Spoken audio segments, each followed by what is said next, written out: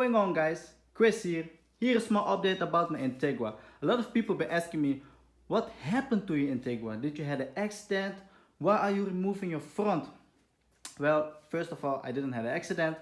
The front is perfectly fine until I just cut it. As you can see, I cut the underneath section. The purpose of this is I just want to make some sort of removable snap on snap off front, so it will be easier for me to work on the car, take the engine out and put back the engine by myself. As right now I'm just test fitting, and as you can see it's not bolt on now, so it's like this. Just cut it. Without the front looks like this. So I only have to take out the traction bar and I can roll the engine out. Easy as that. So let's put it back now. Let me see. Right. So I need to align it a little bit more so I can just bolt it on. Underneath we have the support for the radiator, as you can see. But what I'm gonna do is make myself some new brackets and weld on the traction bar, so this has a new support, so it can support on the traction bar, I mean.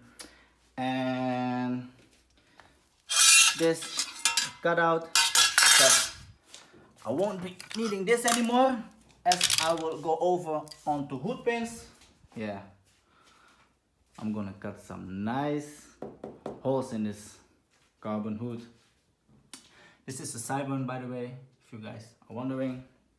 My engine is almost out. The gearbox is out.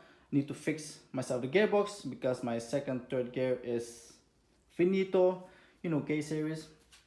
And what I'm going to do more is, as you can see, everything is scratched in all those 3 years. I'm gonna take the engine out. I'm gonna change what needs to be changed on the engine. I'm gonna clean the whole engine. I might give this valve cover a new color. I don't know which color yet. And I'm gonna sand the whole engine bay, sand the front of course, and give it a fresh new paint job. So for now, as we are in quarantine during the coronavirus, we cannot do much than staying home or just stay in your garage and work on your car.